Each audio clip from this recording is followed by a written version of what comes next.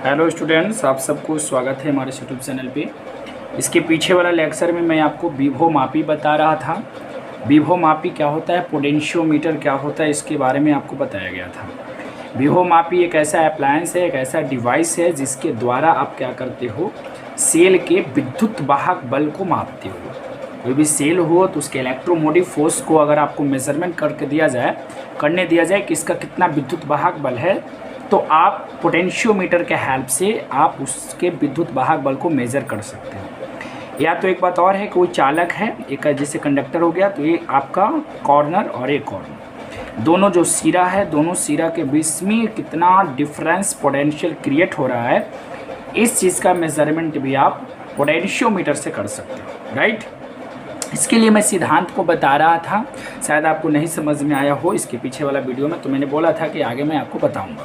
ध्यान से देखना, होता क्या है पोटेंशियोमीटर में। पोटेंशियोमीटर में इस प्रकार से एक वायर होता है। ध्यान से देखना, एक वायर हो गया आपका AB, और एक सेल आपके पास होता है ऑलरेडी, जिस सेल का विद्युत वाहक बल आपको पता होना चाहिए। तो मान लेते हैं उसका विद्युत वाहक बल E है। ध्यान से देखना, अब ये जो आपका वायर है, इस वायर की ये जो आपका सिरा है, इसको पॉजिटिव टर्मिनल से इस प्रकार से आपको जोड़ देना, पॉजिटिव टर्मिनल से जोड़ दोगे।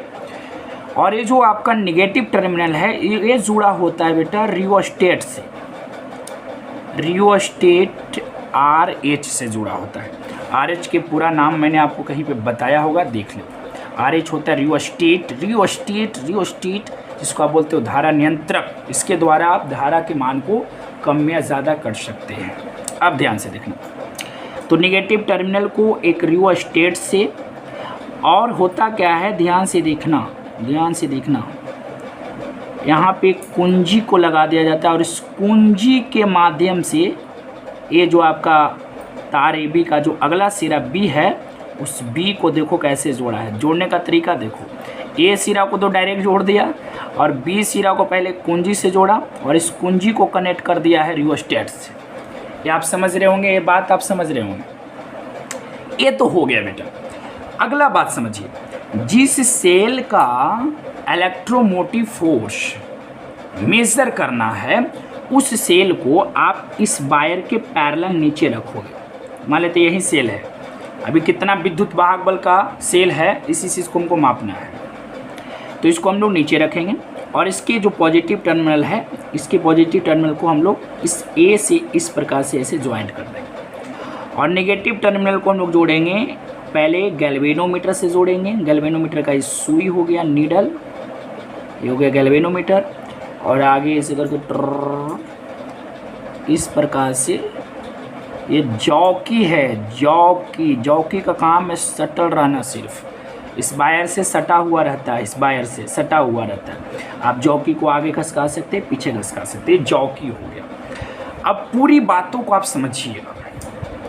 ये है आपका सेल जिसके विद्युत वाहक बल को मापना है। मान लेते हैं इसके विद्युत वाहक बल को E डैश, क्या मान लिया, E डैश।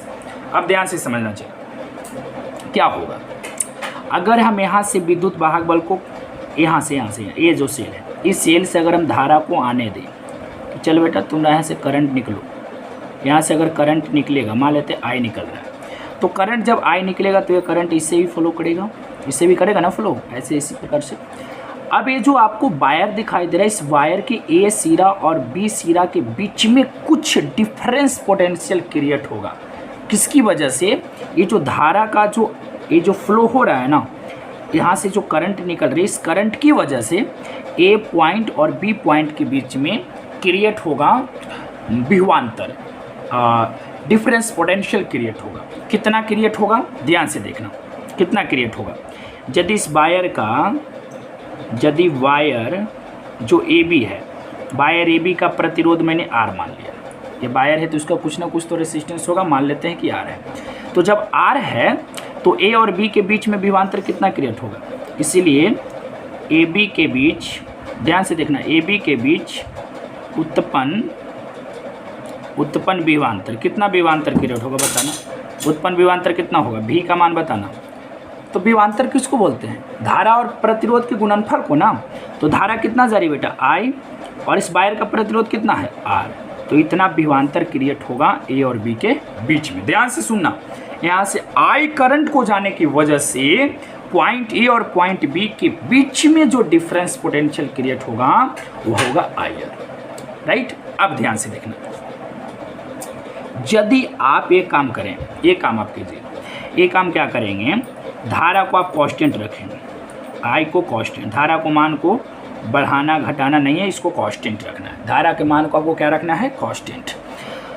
और एक चीज़ और, धारा के मान को यदि आप कांस्टेंट रखते हैं, धारा के मान को यदि आप कांस्टेंट रखते हैं तो ए और बी के बीच का जो विभवांतर है, तब जो है ए बी के बीच के विभवांतर, ध्यान से देखना, तब ए बी के बीच का जो विभवांतर भी था ना बेटा, भी का मान कितना था? हाँ, विभवांतर जो है भी, वह वायर के लंबाई के समानुपाती हो जाएगा, समानुपाती हो जाएगी। ध्यान से देखना, अगर I को आप कांस्टेंट रख दो तो ए बी के बीच में जो डिफरेंस पोटेंशियल जो क्रिएट होगा ना, डिफरेंस पोटेंशियल वायर के लंबाई के समानुपाती हो जाएगा। मतलब जितनी ज़्यादा लंबाई, लंबाई अगर इसको बढ़ा दिया जाए तो इसके बीच में जो विभवांतर है ना वो बढ़ जाएगा। क्यों सर, क्यों बढ़ जाएगा सर? लंबाई बढ़ाने से क्यों बढ़ जाएगा? जानते हो क्यों बढ़ जाएगा? क्योंकि जब आप लंबाई बढ़ा दोगे ना, इस वायर के लंबाई को जब बढ़ा दोगे ना, तो वायर के लंबाई को बढ़ा देने से इसका रेसिस्टेंस बढ़ जाएगी, क्योंकि आपको पता है कि रेसिस्टेंस और लंबाई में सीधा संबंध है। तो जब रेसिस्टेंस बढ़ जाएगी तो ये तो कांस्टेंट है ना बेटा, ये तो कांस्टेंट कर दिया तुम। और जब ये लेंथ को बढ़ाओगे तो लेंथ को बढ़ाने से R बढ़ जाएगा, लेंथ को बढ़ाने से R बढ़ जाएगा, और जब R बढ़ जाएगा तो इस फार्मूला से यह भी बढ़ जाएगा। कुछ लॉजिक आप समझ रहे होंगे क्या मैं कह रहा हूँ। I अगर कांस्टेंट है तो क्या होगा, ए बी के बीच का जो विभवांतर होगा वह लेंथ के सीधा समानुपाती हो जाएगा। आप देखो, समझो, बातों को देखो, क्या करेंगे हम लोग, बात को समझिएगा क्या मैं कर रहा हूँ। जैसे अब ध्यान से देखिएगा, वायर जो ए बी है, वायर ए बी की प्रति सेंटीमीटर लंबाई का प्रतिरोध, ध्यान देना, अब अगला हिस्सा मैं स्टार्ट कर रहा हूँ। वायर ए बी के जो है ना, वायर ए बी देख रहे हैं ना, इसके प्रति सेंटीमीटर, यहाँ से यहाँ तक को मैं 1 सेंटीमीटर मान लिया, तो वायर ए बी के प्रति सेंटीमीटर लंबाई का प्रतिरोध हमने मान लिया R मान लिया। वायर ए बी के प्रति सेंटीमीटर लंबाई का प्रतिरोध कितना मान लिया? R। यदि वायर का लंबाई L हो तब टोटल रेसिस्टेंस कितना हो जाएगा बताओ? तब रेसिस्टेंस हो जाएगा LR, हो जाएगा नहीं हो जाएगा? तब रेसिस्टेंस हो जाएगा LR। पूरा का रेसिस्टेंस कितना है? LR। ये अगला स्टोरी है, स्टोरी अगला है, ध्यान से देखना, यह स्टोरी अगला हो गया ना। वायर ए बी जो है ना बेटा, ए बी के यहाँ से यहाँ तक को मैंने लेंथ मान लिया 1 सेंटीमीटर, तो 1 सेंटीमीटर जो वायर है ना बेटा, उसका रेसिस्टेंस R है, कुछ ना कुछ प्रतिरोध तो होता है ना। तो वायर का लेंथ तो L है, तो L है अगर, तो रेसिस्टेंस टोटल हो जाएगा LR। ये चीज़ को आप समझिए। अब याद रखना क्या करेंगे हम लोग, समझना बातों को।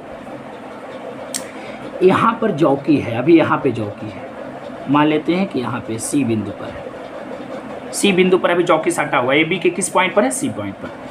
और ये लंबाई को हम मान लेते हैं बेटा, इस लंबाई को हम मान लेते हैं L1 मान लेते हैं। जैसे ही L1 मानते A और C के बीच में कितना विभवांतर होगा बताओ। जौकी को मैंने यहाँ पर सटा दिया और इसका लेंथ है L1, तो बताओ यहाँ पॉइंट ए और पॉइंट बी के बीच का विभवांतर कितना है? आप ही लोग बताओ, जानते हैं कितना है? ध्यान देना, मैं बताता हूँ। AC के बीच का विभवांतर निकालते हैं, AC के बीच का। ये स्टोरी अगला है, इसको आप लोग अगर लिखना चाहोगे तो इस चीज़ को आप नीचे लिखोगे। स्टोरी समझो यार। जौकी को मैंने यहाँ पे रखा C पॉइंट पर, तो AC के बीच का विभवांतर बताते हैं कितना होगा। विभवांतर भी बराबर होता है I इंटू R मतलब होता है प्रतिरोध। तो बताओ यहाँ से यहाँ तक कितना प्रतिरोध है? कितना प्रतिरोध है बताओ? यहाँ से यहाँ तक का प्रतिरोध R था, प्रति सेंटीमीटर लंबाई वाले वायर का प्रतिरोध R था, यहाँ से यहाँ तक का लंबाई L था तो टोटल प्रतिरोध LR था, लेकिन यहाँ से यहाँ तक लंबाई L1 है तो प्रतिरोध हो जाएगा L1R। ये हो गया विभवांतर, A और C के बीच का विभवांतर। यार जब A वाला विभवांतर को मैं ले रहा हूँ, A और C के बीच का जब विभवांतर इतना था ना, तो देखा जा रहा था कि ये जो गैल्वेनोमीटर है, गैल्वेनोमीटर का निडल में कुछ ना कुछ डिफ्लेक्शन है, इस प्रकार से डिफ्लेक्ट हो रहा है, कहीं ना कहीं पे डिफ्लेक्ट हो रहा है, डिफ्लेक्ट इस प्रकार से विक्षेपित हो रहा है। लेकिन जैसे ही इस जॉकी को यहाँ पर लाया गया, मान लो कि आपने D पॉइंट पर लाया गया, और अब जो ये लेंथ है, अब ये लेंथ हो गया L डैश मान लो। अब बताओ अब बताओ AD के बीच का विभवांतर, AD के बीच का विभवांतर बताओ, AD के बीच का विभवांतर V, इसको V1 मान लो, इसको V2 मान लो, इसको V3, बताओ विभवांतर कितना होगा।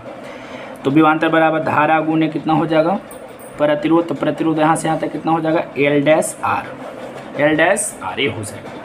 यार समझो बातों को। जब जॉकी यहाँ पे था तो ये दोनों के बीच का विभवांतर यहाँ इतना था, तब मैंने बताया कि ये जो गैल्वेनोमीटर का जो सुई हो विक्षेपित हो रहा था। सुई विक्षेपित कब होता है बताओ, सुई गैल्वेनोमीटर का सुई विक्षेपित तब होगा जब इससे करंट जा रहा होगा, इससे करंट जा रहा होगा, कुछ ना कुछ आई का मान जो इधर भी कुछ ना कुछ बह रहा होगा, तभी यह सुई जो है डिफ्लेक्ट हो रहा होगा। जब विभवांतर इतना था, जब जॉकी C पॉइंट पर था तो विभवांतर इतना था, तो जब इतना विभवांतर था तो धारा का मान इधर भी चल जा रहा था।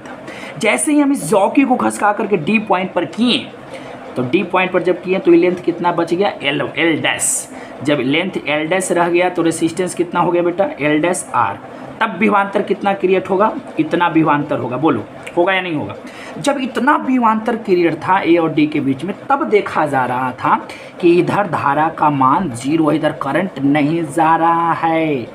तो जब करंट नहीं जाएगा तो क्या ये सुई डिफ्लेक्ट होगा, नहीं, विक्षेपण कितना हो जाएगा 0, विक्षेपण कितना हो जाएगा 0। कहने का मतलब समझिए, जब पॉइंट C पर जब जॉकी था, C पे जब जॉकी था, C पे, तब विभवांतर यहाँ से यहाँ तक कितना था, इतना था। तो जब इतना विभवांतर था मान लेते हैं, तब करंट कुछ ना कुछ जा रहा था, सुई डिफ्लेक्ट हो रहा था। जैसे ही C पॉइंट्स को हम लोग D पॉइंट पर ला दिए, जॉकी को D पॉइंट पर ले गए। जब D पॉइंट पर आप जॉकी को आप ऐसे ले जाओगे, सटाओगे, किसी भी पॉइंट पर आप सटा सकते हो जॉकी को, जब ले जाओगे तो इसके बीच का जो विभवांतर क्रिएट हुआ वह इतना विभवांतर क्रिएट हुआ। इतना विभवांतर क्रिएट होने की वजह से अब जो है इससे करंट जाना बंद हो गया। जब करंट जाना बंद हो गया इसका मतलब डिफ्लेक्शन नहीं होगा। याद रखना, जिस विभवांतर पर डिफ्लेक्शन बंद हो गया ना, इसके बीच का जो विभवांतर था इतना विभवांतर था ना, इतना विभवांतर के कारण जो है डिफ्लेक्शन बंद हुआ है। तो इसी विभवांतर को हम लोग बोलेंगे उस सेल का विद्युत वाहक बल। इस सेल जो का जो विद्युत वाहक बल था ना, ई डैश का मान निकल गया बेटा, ई डैश का मान निकल गया IR L डैश, या इसी को हम ऐसे लिख सकते हैं, ई डैश बराबर IL डैश R। अब हम क्या कह सकते हैं, अब हम क्या प्रयास कर सकते हैं, मैंने स्टोरी कर दिया। नहीं समझ में अगर आया होगा तो एक बार फिर वीडियो को पीछे करके आवाज़ करोगे, बस मैंने पूरा मेहनत को झोंक दिया, ये हो गया। चलो, तो क्या किया बेटा, उपयोग भी पूछता है, तो इसका एक उपयोग तो आप बता सकते हो आराम से, सेल के या सेल का विद्युत वाहक बल ज्ञात करना, इसके उपयोग से ज्ञात करना, इसके हेल्प से आप सेल के विद्युत वाहक बल को ज्ञात करोगे। दूसरा उपयोग इसका है, दो सेल के विद्युत वाहक बल की तुलना करना, कि किसकी विद्युत वाहक बल कितना उससे ज़्यादा है, या एक सेल का विद्युत वाहक बल दूसरे सेल के विद्युत वाहक बल के तुलना में कितना कम या कितना ज़्यादा है। ये कंपैरिजन भी आप पोटेंशियोमीटर के हेल्प से आप कर सकते हो। तो दो उपयोग मैंने बताया, पहला उपयोग सेल का विद्युत वाहक बल ज्ञात करना, और दो सेल के विद्युत वाहक बल की तुलना भी आप कर सकते हैं। और एक चीज़ और यार मैं आपको बता देता चाहूँ, सेल का इंटरनल जो रेसिस्टेंस होता है ना, इंटरनल रेसिस्टेंस बोले तो आंतरिक प्रतिरोध को ज्ञात करना। इसके हेल्प से आप ज्ञात कर सकते हो कि सेल का इंटरनल रेसिस्टेंस कितना है। तो ये 3 उपयोग आप पढ़ लो, सेल का 3 उपयोग, सॉरी विद्युत वाहक बल क्या होता है, विभवमापी, विभवमापी का 3 उपयोग आप पढ़ लो, 3 उपयोग पढ़ लो। मैंने 3 उपयोग बता दिया, देखो बता दिया ना, बोलो हाँ या ना जी। अब चलो कुछ मैं और काम करता हूँ, चलो देखो बेटा ध्यान देना। चलो देखो यहाँ पे मान लेते हैं आपके पास 2 सेल है, एक ए और एक ए। इसके विद्युत वाहक बल क्या मान लेते हैं, ई डैश मान लूँ, E1 मान लेता हूँ, E1 मान लेता हूँ, सॉरी इस गलत हो गया ना। दो सेल है, इसके विद्युत वाहक बल को मैंने E1 मान लिया और इसके विद्युत वाहक बल को E2 मान लिया। अब E1 का भी मान निकालना है, E2 का भी मान निकालना है। इसके विद्युत वाहक बल कितना है, E1 का मान निकालना है, पता करना है कि E1 का कितना वैल्यू है। यूँ बोलो कि इसके विद्युत वाहक बल को मापना है, इसके विद्युत वाहक बल को भी मापना है। तो आप इसको क्या करोगे, कि यहाँ पे जाकर के लगा दोगे। लगा दिया मैंने, लगा दिया, समझो कि लगा दिया। और लगाने के बाद देखा कि जब जॉकी को हम लोग डी पॉइंट पर ले गए, मान लेते हैं कि डी पॉइंट पर ले गए, तब जो है इससे करंट जाना बंद हो गया। डी पॉइंट पर ले गए, मान लो कहाँ पर ले गए, डी पॉइंट पर। अब ये जो लेंथ है, इस लेंथ को एल डैश ना मान के अब L1 मान लेते हैं। कितना मान लेते हैं, L1। तो जब आप L1 मान लोगे तो विभवांतर इसके बीच का कितना होगा, विभवांतर हो जाएगा, विभवांतर बराबर होता है I इंटू आर। तो R का मान कितना हो जाएगा, बोलो, प्रतिरोध हो जाएगा L1R। इसकी लंबाई कितना है, L1, मान लो ना L1, तो L1 है और R है। कहने का मतलब जानते हो वहाँ पर क्वेश्चन कैसे देगा, देखो क्वेश्चन कैसे देगा। दो सेल जिसका विद्युत वाहक बल,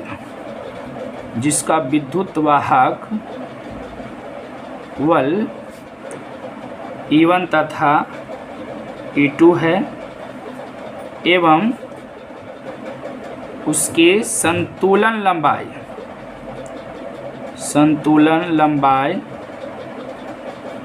L1 तथा L2 है। संतुलन लंबाई का मतलब समझें, जब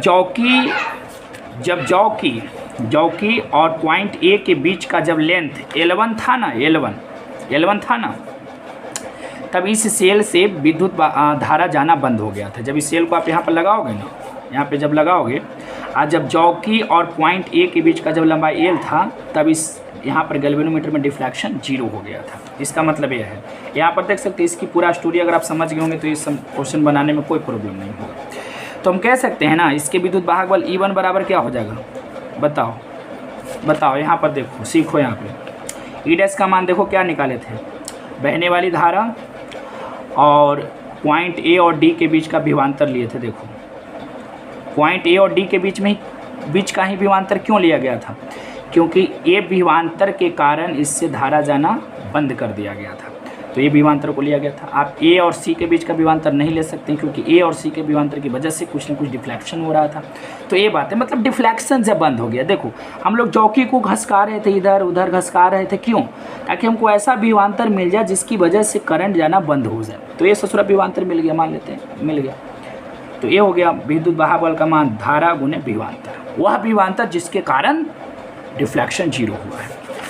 तो डिफ्लेक्शन 0 किसके कारण होगा, ये जब संतुलन बिंदु है तो इसके कारण, इसके कारण, और I को गुना कर दो। तो E हो गया E1 के लिए, I2 के लिए कितना हो जाएगा, E2 के लिए हो जाएगा IL2R, ये हो जाएगा E2 के लिए, इसके लिए।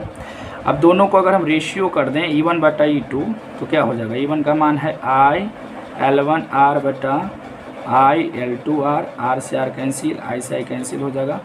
तो E1 बटा E2 बराबर हो जाएगा L1 बटा L2। ये बहुत इंपॉर्टेंट है, पूछ देता है, बहुत इंपॉर्टेंट है। कहे दो सेल है जिसका विद्युत वाहक बल E1 तथा E2 है और उसका संतुलन बिंदु E1 है तो L1 दे रहेगा, E2 का L2 दे रहेगा। तो देखेगा कि निम्नलिखित में 4 को ऑप्शन देगा, 4 ऑप्शन में कौन सही है।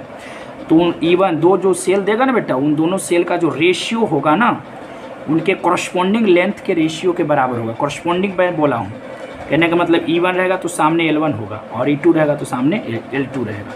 ये चीज़ मैंने आपको बता दिया। तो ये चीज़ उम्मीद है कि आप समझ गए होंगे। अब हम आप लोग को एक चीज़ बता देता हूँ, ध्यान देना। क्वेश्चन करता है क्वेश्चन करता है, ध्यान से देखना क्वेश्चन क्या करता है। क्वेश्चन करेगा कि जब हम लोग विभव मापी जो डिवाइस है उस डिवाइस के हेल्प से जब हम लोग विद्युत किसी भी सेल के विद्युत वाहक बल को जो मापते हैं तो किस सर्किट से या किस जगह से जो है करंट जाना बंद हो जाता है, करंट नहीं जाती है। तो आप समझ सकते हैं कि ये करंट जाती कहाँ से नहीं है, बताओ। विभव मापी वाला कंडीशन में जब किसी विद्युत वाहक बल को आप जब माप रहे होते हो तो ये जो है गैल्वेनोमीटर से करंट जाना बंद हो जाएगा। जब करंट जाना बंद होता है ना जिस विभवांतर पर, वही तो उसका विद्युत वाहक बल होता है। क्वेश्चन मैं आपको लाऊंगा तो आप समझ जाओगे क्वेश्चन कैसा होगा। क्वेश्चन को मैं लाऊंगा आपके सामने, देखो मैं आपको बुक को दिखा रहा हूँ, मैं आपकी किताब को दिखा रहा हूँ। किताब में क्वेश्चन है जो मैं आपको दिखा रहा हूँ, ध्यान देना। चलो यहाँ पे किताब को देखो, किताब को देखो आप और इस क्वेश्चन को आप पढ़ो। विभव मापी के प्रयोग में जब गैल्वेनोमीटर में शून्य विक्षेप मिलता है, मतलब गैल्वेनोमीटर डिफ्लेक्ट होना बंद हो जाता है, तब धारा का जो प्रवाह है मुख्य परिपथ में नहीं होता है। मुख्य परिपथ समझ रहे हैं, मुख्य परिपथ में नहीं होता है। मुख्य परिपथ इसको बोला, मुख्य परिपथ ए बी को बोला।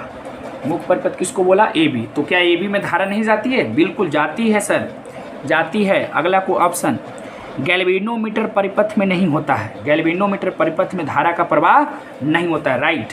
ये जो गैल्वेनोमीटर वाला जो सर्किट है ना, इस सर्किट में धारा का प्रवाह नहीं होगा। ध्यान से सुन लीजिए, फिर से एक बार क्वेश्चन पढ़िए। विभव मापी के प्रयोग में जब गैल्वेनोमीटर में अगर शून्य डिफ्लेक्शन हो गया, इसमें अगर कोई किसी भी प्रकार का डिफ्लेक्शन नहीं हो रहा है, इसका मतलब है कि सर्किट से धारा नहीं जा रहा है। इसमें सोचने की क्या बात है, इसमें नहीं जा रहा है। तो ये बातें आपको दिमाग में रखना है। उसके बाद और एक चीज़, अगला क्वेश्चन पढ़ो विभव मापी से रिलेटेड। विभव मापी की ये जो तार है, वो तार की लंबाई अगर बढ़ा दे तो संतुलन जो बिंदु प्राप्त होगा वो कम लंबाई पर प्राप्त होगा कि अधिक लंबाई पर, उतना ही लंबाई पर कि किसी भी लंबाई पर नहीं। तो देखो इसका क्या मतलब है। ये जो आपको तार की लंबाई देख रहे हैं वायर, इस वायर के लेंथ को हम बढ़ा दें तो वायर को आप जैसे ही बढ़ा दोगे ना, तो जो संतुलन बिंदु जो डी पर मिला ना, डी पर इस डी पर मिला, उस डी पर नहीं मिल सकता, वो ज़्यादा ना बढ़ जाएगा, जैसे लेंथ बढ़ जाएगा ऐसे वायर का। तो ये जो संतुलन बिंदु है वो ज़्यादा लेंथ पर आपको फिर मिलेगा। जॉकी को यहाँ सटाना हो सकता है पड़ेगा, नज़दीक तो होगा नहीं, और आगे।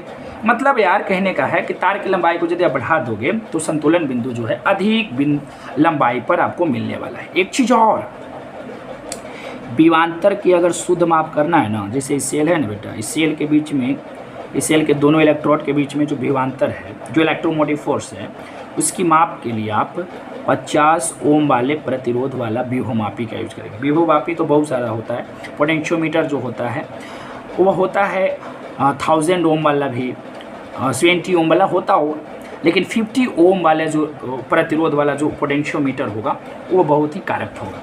और इस क्वेश्चन को आप देखो बेटा, यदि दो सेल जिनके विद्युत वाहक बल E1 और E2 हो, उनके सेल से विभव मापी के तार पर, ये वाला जो तार है ना बेटा, इस तार पर संतुलन की लंबाई क्रमशः L1 और L2, मतलब ये जो विद्युत वाहक बल वाला है इसके लिए L1 और इसके लिए L2 है।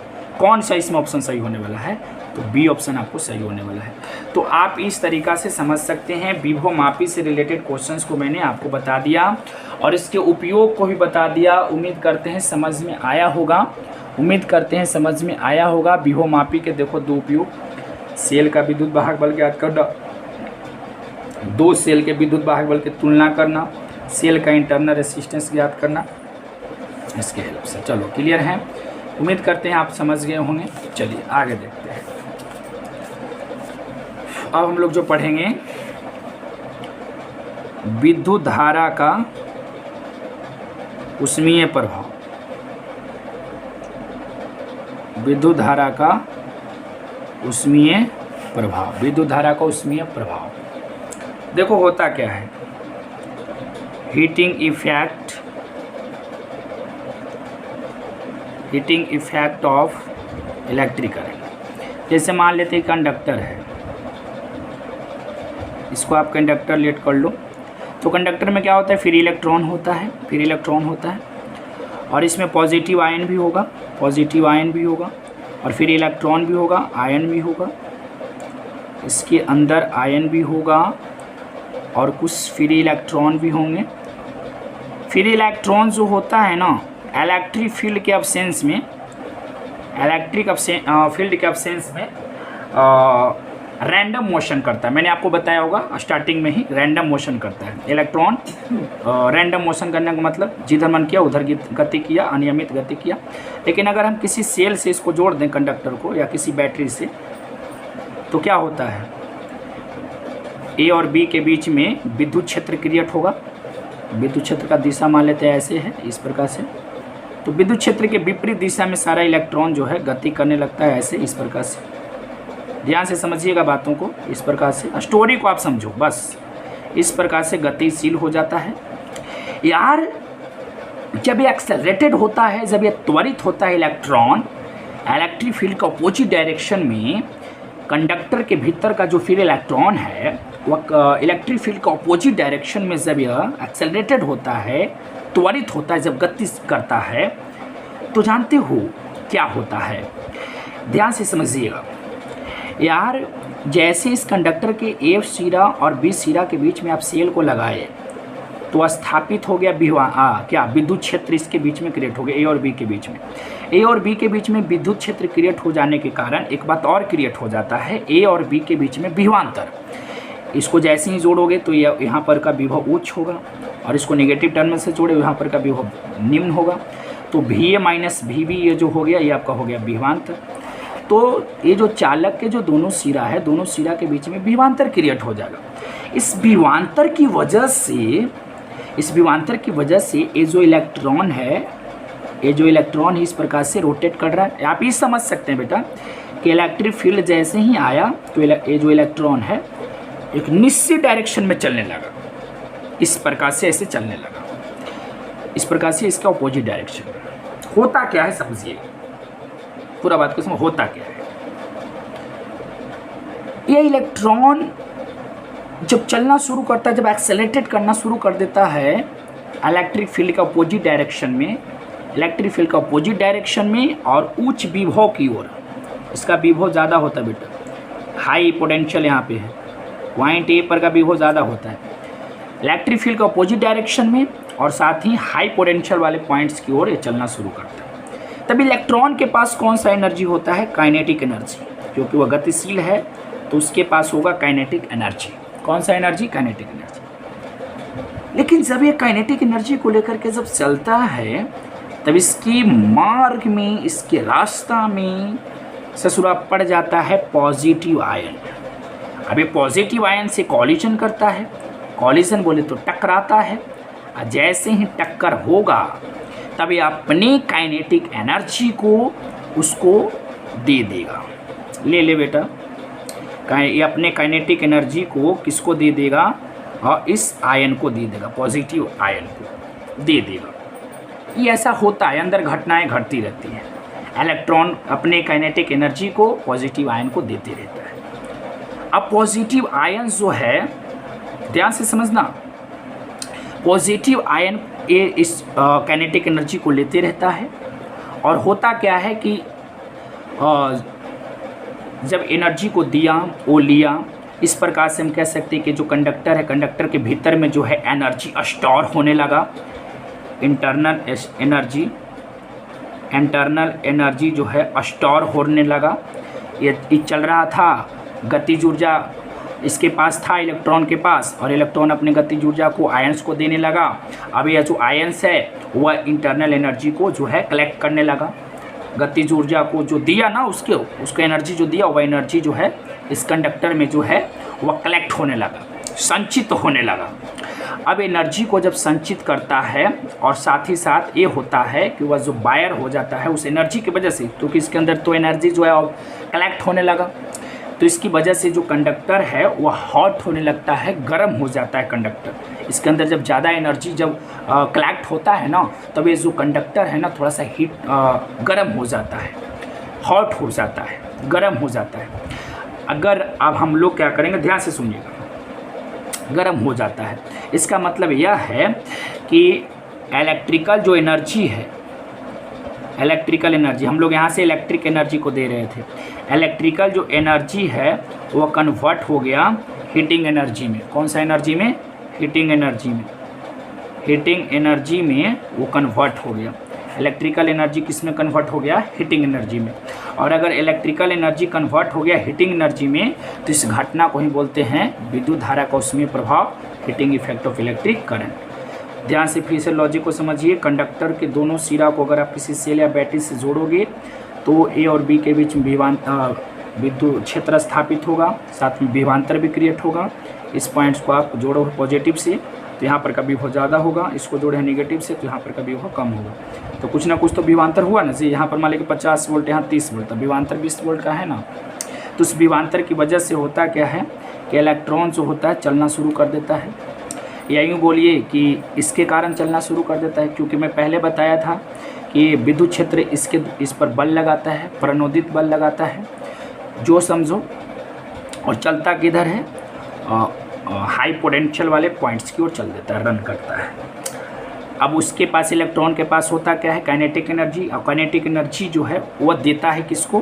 पॉजिटिव आयंस को। क्यों? क्योंकि उससे कॉलिजन होता है, टक्कर होता है, उसको दे देता है। और इलेक्ट्रॉन का जो स्पीड है वो मंद हो जाता है, स्लो पड़ जाता है, क्योंकि बार बार टक्कर के कारण उसका गति जो है मंद हो जाता है। अब यह क्या करता है कि जब जैसे ही इलेक्ट्रॉन इसके काइनेटिक एनर्जी को इसको दे देता है, ऐसा घटनाएं इसी के साथ नहीं सब आयन के साथ होता है, तो यहाँ पर पूरे कंडक्टर में जो है एनर्जी स्टोर होने लगता है, इंटरनल एनर्जी स्टोर होने लगता है। और इंटरनल एनर्जी स्टोर होने के कारण वो वायर जो है हॉट हो जाता है, गर्म हो जाता है। समझ में आ रही है बातें? ध्यान से देखना। आगे हम लोग जो है डेरिवेशन देखेंगे, उस डेरिवेशन को देखने के लिए आप भी तैयार हो जाएंगे। कितना गर्म होगा तो हम लोग आगे देखेंगे, कितना एनर्जी को स्टोर करेगा। अगर यहीं हम लोग कोई अप्लायंस को लगा दें, इस वायर के माध्यम से कोई उपकरण को लगा दें, तो वह इसके अंदर जो इंटरनल एनर्जी जो स्टोर हो रहा था वह एनर्जी सब उसको मिल जाएगा, उस उपकरण को मिल जाएगा और वह अपना काम करेगा। ऐसा होता है। तो ध्यान में रखो, माइंड में रखो, विद्युत धारा को उसमें प्रभाव क्या होता है। तो इलेक्ट्रिकल एनर्जी जब चेंज हो जाता है हीटिंग एनर्जी में तो यह घटना विद्युत धारा का उसमें प्रभाव कहलाता है। और इसी प्रिंसिपल पर काम करता है आपका विद्युत बल्ब, और इसी प्रिंसिपल पर काम करता है इलेक्ट्रिक आयरन। विद्युत धारा को उसमें प्रभाव पर ही काम करता है ये सब, बल्ब, इलेक्ट्रिक आयरन। और हीटर भी इसी पर काम करता है, हीटर हो चाहे इलेक्ट्रिकल आयरन हो चाहे बल्ब हो, हम लोग सबको देते हैं इलेक्ट्रिकल एनर्जी ही देते हैं। लेकिन अंदर होता क्या है ना, इलेक्ट्रिकल एनर्जी कन्वर्ट हो जाता है हीटिंग एनर्जी में। अब वो हीटिंग एनर्जी में कन्वर्ट होता है तब ना आयरन का जो निचला जो हिस्सा है ना, निचला जो हिस्सा है वो हॉट होता है, जिसकी वजह से हम लोग जो है इस्त्री वगैरह कर पाते हैं। तो ये आप ही याद रखना, ये तीनों जो है ना, तीनों जो आपका अप्लायंस है, ये तीनों अप्लायंस इसी प्रिंसिपल पर वर्क करता है। अब हम लोग देखो इसका डेरिवेशन देखने वाले। डिफिनेशन अगर आपको कोई पूछे कि विद्युत धारा का उसमें प्रभाव का क्या डिफिनेशन है ज़रा बताना, तो जवाब आपका यही होगा कि जब किसी भी चालक से विद्युत धारा को प्रवाहित किया जाता है तो इलेक्ट्रिकल एनर्जी जो है हीटिंग एनर्जी में बदल जाती है, परिवर्तित हो जाती है, और यह घटना विद्युत धारा का उसमें प्रभाव कहलाता है। और ये क्यों हो रहा है आप समझ रहे हैं, देखो पूरी स्टोरी को आप समझ रहे हैं। इसी प्रिंसिपल पर वर्क करता है बल्ब, इसी प्रिंसिपल पर वर्क करता है इलेक्ट्रिकल आयरन, और इसी प्रिंसिपल पर वर्क करता है हीटर। इस चीज़ को आप समझेंगे। अब देखेंगे जो हम आगे काम करेंगे। पूरी बातों को समझिएगा। अब जो है हम लोग पढ़ने वाले हैं अमाउंट ऑफ हीट प्रोड्यूस।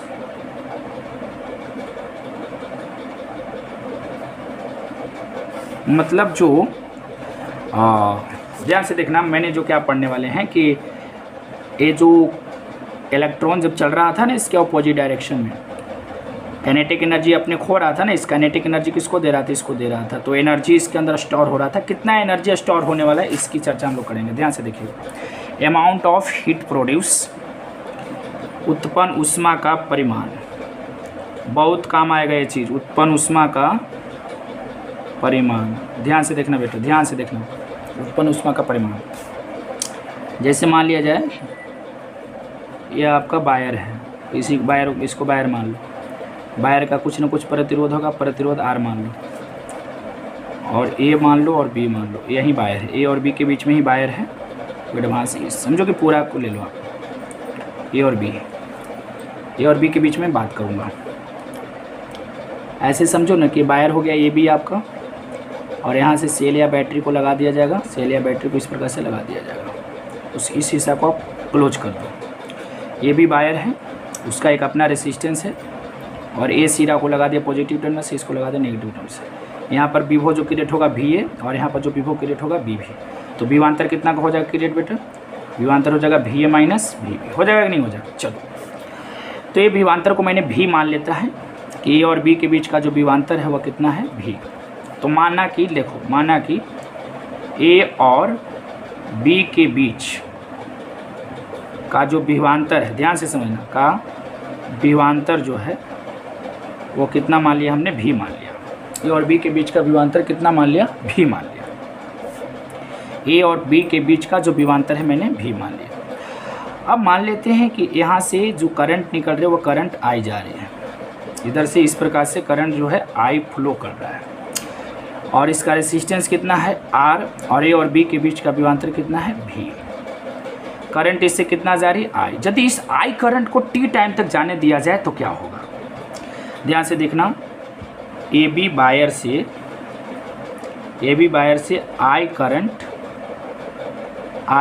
का फ्लो हो रहा है, आई करंट का फ्लो हो रहा है। यदि टी टाइम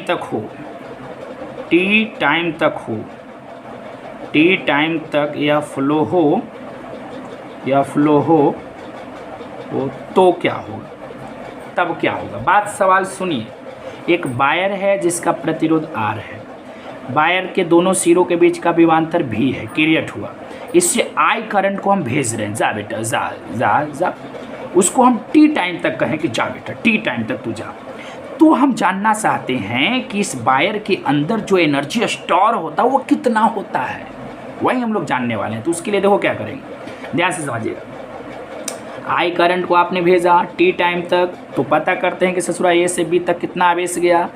तब ए से बी तक प्रवाहित आवेश, पहले आवेश पता करो कि जब आई करंट को जब आप भेज रहे हो बेटा टी टाइम तक, तो आवेश कितना फ्लो किया?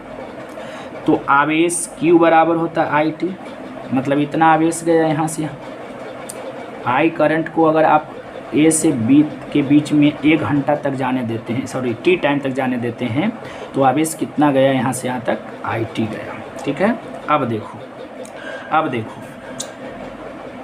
देखो आप जानते हो एक बात और जानते हो कि एकांक आवेश को यहाँ से यहाँ तक ले जाने में किया गया कार्य विभवांतर होता है, आपको पता है।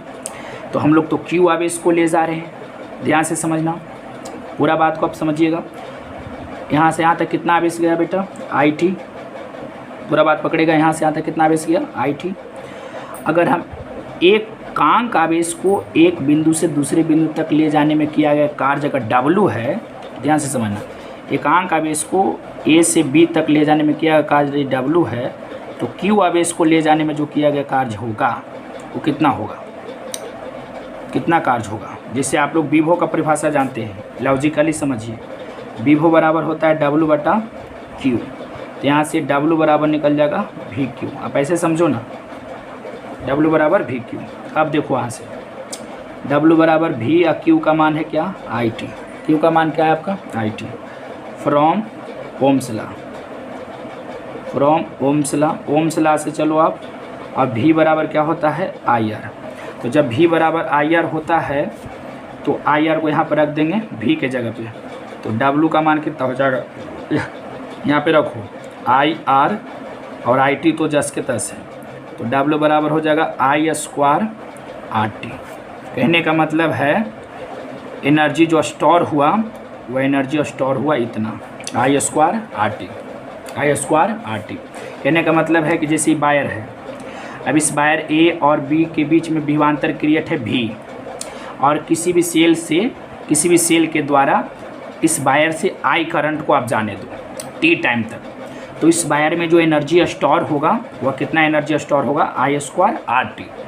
और अगर इस वायर के माध्यम से किसी अप्लायंस को आप लगा देते हो तो उस अप्लायंस को ही एनर्जी न मिलेगा, एनर्जी उसी को न मिलेगा, तो ये बातें हो जाती है। तो इतना एनर्जी स्टोर हो जाएगा। ठीक है, अब ध्यान से समझना जो अगला बात है, पूरी बात को समझना। H इसको आप ऐसे ही बोल सकते हो, H बराबर I² RT, जो हीट जो अंदर जो प्रोड्यूस होता है वो इतना होगा I² RT। उम्मीद करते हैं समझ रहे होंगे। मैंने एक वायर लिया AB के A सिरा को पॉजिटिव टर्मिनल से, B सिरा को निगेटिव टर्मिनल से जोड़ दिया था। इस वायर का कुछ ना कुछ प्रतिरोध था R। अब जैसे ही जोड़ेंगे बाबू तो इसके बीच में कुछ ना कुछ विभवांतर क्रिएट होगा, और विभवांतर क्रिएट हो गया V। तो यही तो मैंने लिखा कि A और B के बीच का विभवांतर V है। AB वायर से I करंट का फ्लो हो रहा है। यदि T टाइम तक फ्लो हो तब A से B तक प्रवाहित आवेश, A से B तक कितना आवेश गया तो IT। अब वहाँ से बात छोड़ो, अब आप लोग ही जानते हो, यू नो V बराबर W/Q, तो W बराबर हो जाएगा VQ। W बराबर V और Q के मान रख दिया था IT from Ohm's law. V बराबर I और बेटा यहाँ पर रख दिया गया, तो आप यहाँ तक पहुँच गए। H बराबर I² RT। बहाना नहीं चलेगा, पढ़ना तो पड़ेगा। ये सारा चीज़ मैंने बता दिया क्या कि गर्म क्यों होता है और इसके प्रिंसिपल पर कौन कौन से अप्लायंस वर्क करता है। अब आइए एक चीज़ और है, विद्युत